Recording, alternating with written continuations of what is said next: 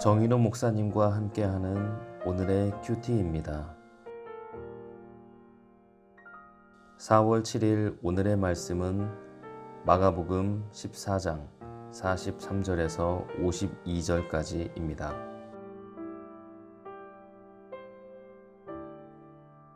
예수께서 말씀하실 때에 곧 12 중에 하나인 유다가 왔는데 대제사장들과 서기관들과 장로들에게서 파송된 무리가 검과 몽치를 가지고 그와 함께 하였더라.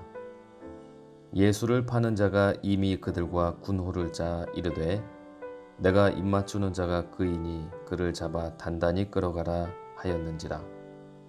이에 와서 곧 예수께 나와 랍비여 하고 입을 맞추니 그들이 예수께 손을 대어 잡거늘 곁에 서 있는 자 중에 한 사람이 칼을 빼어 대제사장의 종을 쳐 그 귀를 떨어뜨리니라. 예수께서 무리에게 말씀하여 이르시되 너희가 강도를 잡는 것 같이 검과 몽치를 가지고 나를 잡으러 왔느냐.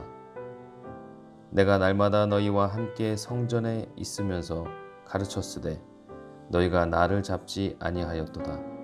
그러나 이는 성경을 이루려 함이니라 하시더라. 제자들이 다 예수를 버리고 도망하니라. 한 청년이 벗은 몸에 배 혼니부를 두르고 예수를 따라가다가 무리에게 잡히매 배 혼니부를 버리고 벗은 몸으로 도망하니라. 아멘. 네, 오늘 새벽 말씀은 마가복음 14장 43절부터 52절까지입니다. 자기 신뢰의 모순을 우리가 같이 살펴보겠습니다. 유다는 예수님을 배반했습니다. 대제사장들과 서기관들과 장로들이 보낸 무리들을 이끌고 와서 예수님을 넘겨줍니다. 제자들은 모두 다 예수님을 버리고 도망합니다. 오늘 말씀 속에서도 마가복음의 샌드위치 기법을 찾아볼 수 있습니다. 앞부분 43절에서 45절은 가롯 유다의 배반이 나옵니다. 뒷부분 50절에서 51절은 제자들의 도망이 나옵니다. 그리고 그 중간에는 46절부터 49절까지 예수님의 견고함이 언급되고 있습니다. 이 구조 속에서 제자들이 자신의 곁을 다 떠나도 묵묵히 제 길을 걸어가시는 예수님의 견고한 모습이 강조됩니다. 유다의 배반을 부추긴 종교 지도자들의 그 간교함, 이중적인 모습, 맹세하면서까지 주님을 버리지 않겠다고 하던 제자들이 다 도망하였습니다. 그것과 대조되어 일관된 길을 걸어가시는 예수님의 모습이 선명하게 대조되는 것입니다. 우리는 오늘 본문에서 자기 신뢰의 모순과 연약함을 발견하게 됩니다. 그것은 등장인물들 모두에게서 발견됩니다. 첫째, 종교 지도자들의 모순과 연약함입니다. 43절부터 45절까지입니다. 유다는 종교 지도자들이 보낸 무리를 이끌고 예수님을 체포하러 왔습니다. 대제사장들, 서기관들, 장로들, 이들은 당시 유대교를 대표하던 사람들이었습니다. 하나님의 율법을 잘 알았습니다. 나름대로 경건을 위해 애쓰던 사람들이었습니다. 백성들을 가르치던 지도자들이었습니다. 백성들의 존경을 받던 사람들이었습니다. 그렇다면 예수님이 하나님의 아들이요 메시아라고 주장했을 때 그것을 대환영해야 할 사람들은 바로 이들이었습니다. 그러나 그들은 정반대의 행동을 했습니다. 틈만 나면 예수님을 책잡으려고 했습니다. 교묘한 질문을 가지고 나와 그를 고소할 기회를 찾고자 했습니다. 예수님 발 앞에 무릎을 꿇어야 할 사람들이 어떻게 하면 그를 죽일 수 있을까 음모를 꾸몄습니다. 무엇이 문제였을까요? 그들은 기득권 의식에 가득 차 있던 사람들이었습니다. 자신들의 권위가 도전받았을 때에 그것을 자기 변화의 기회로 삼지 못했습니다. 예수님이 성전에서 비둘기 파는 자들, 장사하는 자들을 내쫓았을 때에 그들은 그것이 자신들의 권위를 도전하는 것이라고 받아들였습니다. 자기들이 잘못될 수 있다는 것에 대해 귀를 기울이지 않았던 것입니다. 이렇게 자기 신뢰는 위험합니다. 교만은 사람을 넘어지게 만듭니다. 잠언 16장 18절 말씀입니다. 교만은 패망의 선봉이요 거만한 마음은 넘어짐의 앞잡이니라. 교만하면 패망하게 되고 거만하면 넘어지게 돼 있다는 말입니다. 지혜로운 사람은 교훈을 받아들이고 다른 사람의 충고를 듣습니다. 잠언 12장 15절 말씀입니다. 미련한 자는 자기 행위를 바른 줄로 여기나 지혜로운 자는 권고를 듣느니라. 나는 됐다, 이렇게 자기 신뢰하는 것은 정말 위험한 일입니다. 두 번째, 제자들에게서 발견하는 모순입니다. 43절에서 45절 그리고 50절부터 52절 이렇게 두 부분으로 나누어집니다. 오늘 본문에 나타나는 제자를 보면 실망스러운 그런 모습들입니다. 가롯 유다는 입맞춤으로 예수님을 팔았습니다. 가장 친근한 행동을 가장 비열한 목적을 위해 사용했습니다. 은 30에 예수님을 팔았습니다. 그것은 소에 바쳐 죽은 종을 대신에 물어주는 값이었습니다. 유다가 예수님을 얼마나 형편없게 여겼는지를 알 수 있습니다. 가장 고귀한 예수님을 죽은 노예처럼 취급했던 것입니다. 한편 베드로는 폭력을 의지했습니다. 예수님이 체포되려 하자 베드로는 자기가 가지고 있던 검으로 대제사장의 종의 귀를 잘랐습니다. 전문 검객처럼 귀 하나만을 자르려고 의도했던 것이 아니었습니다. 실제로 그 종을 죽이려고 의도했던 것입니다. 예수님은 하나님의 나라가 이 땅에 속한 것이 아님을 여러 차례에 걸쳐 제자들에게 가르쳤습니다. 그러나 베드로는 위급한 사태를 해결하려고 검을 사용했습니다. 가장 예수님의 총애를 받던 제자도 예수님의 말씀을 제대로 이해하지 못했습니다. 예수님이 제자들에게 그들 중 한 사람이 자신을 팔 것에 대해서 말씀하셨을 때 베드로는 자신 있게 예수님을 결코 버리지 않을 것이라 장담했습니다. 마태복음 26장 33절입니다. 베드로가 대답하여 이르되 모두 주를 버릴지라도 나는 결코 버리지 않겠나이다. 그러던 그가 조그마한 계집종 앞에서 예수님을 모른다고 저주하며 맹세하기까지 부인했습니다. 자기 신뢰는 이렇게 허무하게 무너집니다. 유다와 베드로뿐만 아니라 나머지 도망가는 제자들도 연약함 그 자체였습니다. 50절 말씀에 제자들은 다 예수님을 버리고 도망했습니다. 51절 52절에 한 청년 이야기가 나옵니다.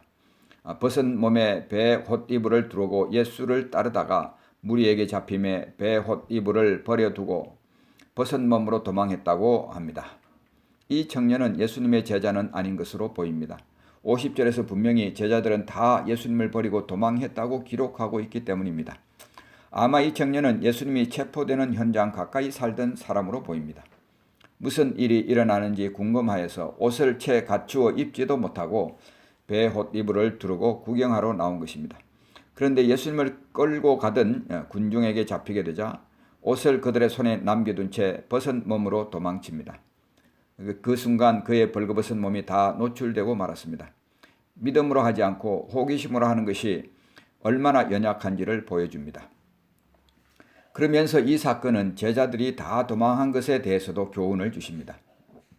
그들 스스로를 의지하고 있던 것이 얼마나 연약한 것인지를 보여줍니다. 제자들은 자신들이 너무 연약해서 예수님을 위해 그들이 할 수 있는 것이 아무것도 없다는 것을 이제야 깨달았던 것입니다.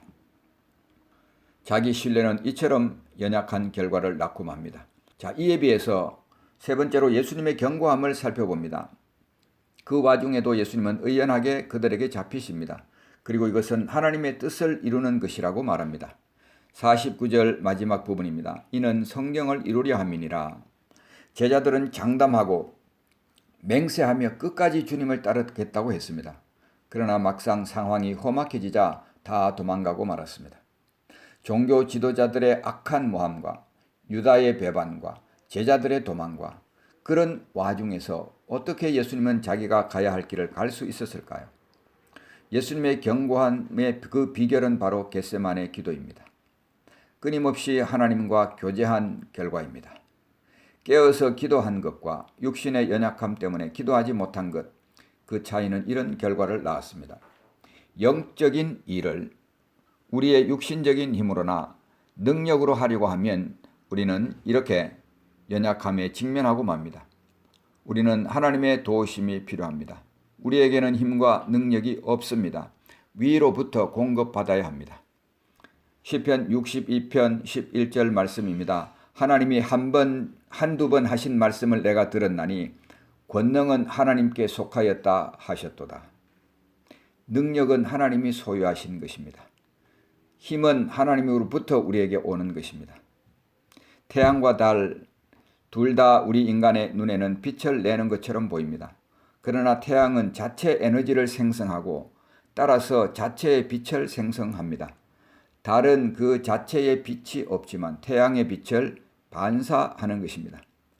하나님 앞에 끊임없이 나아가는 사람은 하나님이 주시는 힘으로 견고한 삶을 살 수 있습니다. 견고함은 나의 능력에 달려 있지 않습니다. 견고함은 나의 원함에 달려 있지도 않습니다. 견고함은 나의 경험에 달려 있지도 않습니다. 견고함은 나의 장담에 달려 있지도 않습니다. 견고함은 오직 하나님께 달려 있습니다. 사랑하는 성도 여러분, 자기 신뢰의 모순에 빠지지 않고 끊임없이 주님께 나아가서 힘을 얻고 견고한 삶을 사시길 우리 주님의 이름으로 축복합니다. 기도하겠습니다. 하나님 아버지, 은혜를 감사합니다. 오늘 우리가 이 말씀 속에서 유다의 배신으로 체포되시는 예수님을 만났습니다. 예수님께서 그들에게 힘없이 잡히시는 것 같은 모습입니다. 종교 지도자들의 그 간악한 간교 속에, 그리고 유다의 배반 속에 제자들은 다 도망가는 그 가운데서도 예수님은 하나님의 뜻을 행하기 위하여 의연하게 그 길을 걸어가셨습니다. 어떻게 이런 견고한 삶이 있을 수 있을까?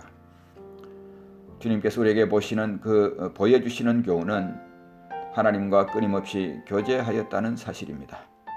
바쁜 일 중에서도 주님은 그 일을 손 놓고 새벽 오히려 미명에 일어나 나가 한적한 곳에 가서 거기서 기도하셨습니다. 시간이 날 때마다 예수님은 물러나서 산으로 가셨습니다. 하나님과의 교제가 바로 이렇게 주님에게 능력을 입혀 주었습니다. 하나님 아버지, 우리가 때때로 우리 자신을 신뢰합니다. 힘없이 무너지는 존재인 것을 잊어버리고 우리가 우리 스스로의 힘으로 설 수 있다고 생각합니다. 우리의 믿음이 한순간에 무너질 수 있음에도 불구하고 우리는 나는 꽤 괜찮은 믿음을 가지고 있다고 착각할 때가 많이 있습니다. 하나님의 은혜가 우리에게서 떠나는 순간 우리는 한순간에 무너질 수밖에 없는 존재인 것을 알게 하여 주옵소서.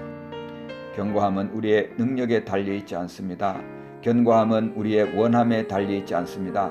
견고함은 나의 신앙 경험에 달려있지 않습니다. 견고함은 오직 주님께 있습니다. 하나님 아버지, 우리가 자기 신뢰의 모순에 빠지지 아니하고 끊임없이 주님께 나아가서 힘을 얻게 하여 주옵소서.